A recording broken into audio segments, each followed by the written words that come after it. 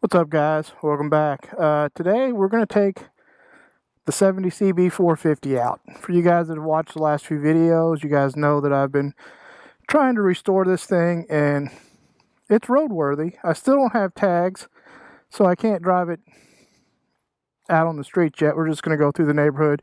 Might take it out on the street just a little bit, but there we go. Extensive list of what has been done to this thing.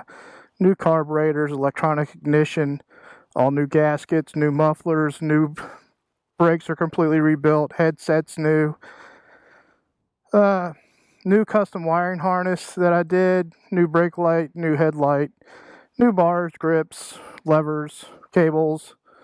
Pretty much the only thing that's original is the frame and the motor. Everything else has pretty much been replaced, it's pretty much been replaced. So let's get on this thing. Hopefully it starts. It doesn't make a fool out of me on this video. So let's get it started and let's take it out.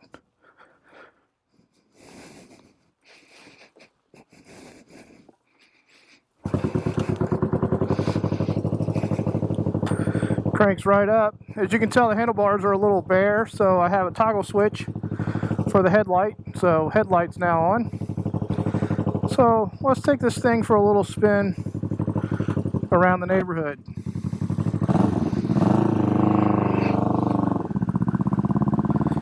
Seating position is definitely different than the Harley, without a doubt. Knees are very high. But she runs pretty good. Can't complain. Brakes are a little weak, even though I rebuilt them. They're all brand new Eternals and everything's been redone. It is the nature of the beast when it comes to these vintage drum brakes. But they do work. You just have to anticipate the stop. They don't stop very quick. But as you guys can tell, it's running pretty good.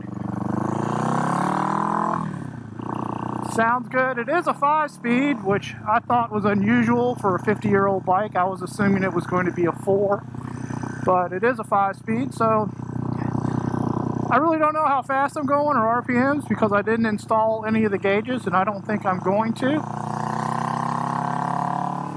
But it does pull pretty good for a 50-year-old motorcycle, and it is a ton of fun to ride. It is so quick in and out of the corners just because of how light it is. COVID. I think stock this thing was just a touch over 300 pounds. And with the modifications that I made and a lot of the parts that I dropped, I probably dropped a good 50, 60 pounds off this bike. Missed second gear.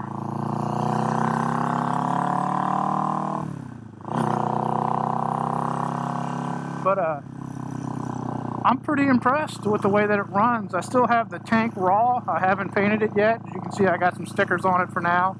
I did clear coat it so it wouldn't rust on me.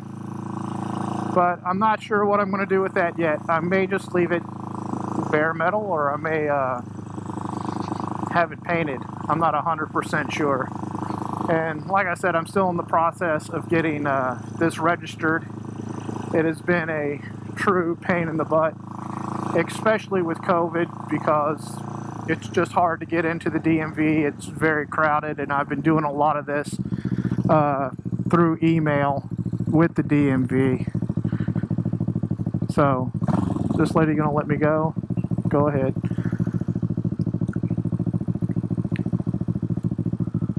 So yeah, riding position is definitely different on this thing. It's gonna take some getting used to. But you guys can hear there, I mean, it runs good. It runs good. I'm a little interested in knowing how fast it's actually going because, again, no instruments. I guess I could use my phone with the GPS if I really wanted to. But then again, I'm also a little jacked up on the RPM range because I don't think this thing actually redlines until about 10,000. And I'm used to the Harleys at 5,600, so I think I'm short shifting quite a bit on it just because I'm not used to the sound of 10,000 and I really don't know what it sounds like. With the Harley, I don't even need to look. I know where I'm at just from experience in riding it. But yeah, a lot of stuff to learn still on this thing. We're getting it. It's running, which is a plus because when I got it, it was a basket case. I'm running some megaphone mufflers, which I got from Lowbrow Customs. I think they sound pretty good. Actually, the more I ride it, the better this thing is sounding. I think everything's breaking in a little bit. It's actually running a lot better too. The more I ride it, the better it runs. So that's a plus. When I first got it roadworthy, there was a lot of electrical gremlins and things going on. It wasn't idling very well. I was fouling plugs left and right, but I think I got most of that worked out. We're gonna really break the law here and head out on the road.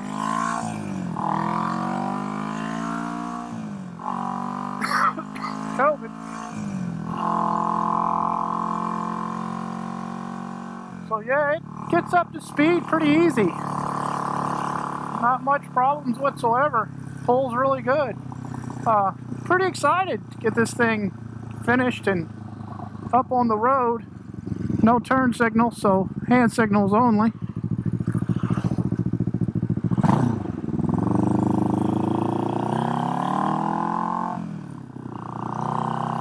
So yeah, guys, there it is. It's the Cb450, 1970, 50 years old.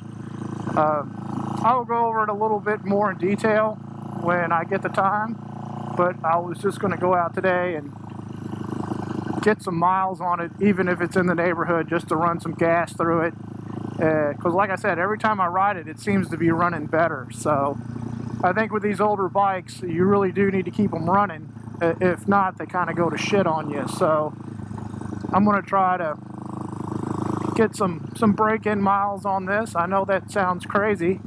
To be honest, I don't even know how many miles are on this engine, but during the restore process, everything was pretty a-okay. You know, besides gaskets and little things like that. Got rid of the point system, put in electronic ignition because the points are just ridiculously a pain in the ass. So yeah, so there it is, guys, the Cb450. I guess I've wasted enough of your time with this. I appreciate you guys tuning in as always. If you enjoyed the video, please give me that thumbs up. If you haven't subscribed yet, please hit that subscribe button. Should be right down there somewhere. I sure would appreciate it. Until next time, later.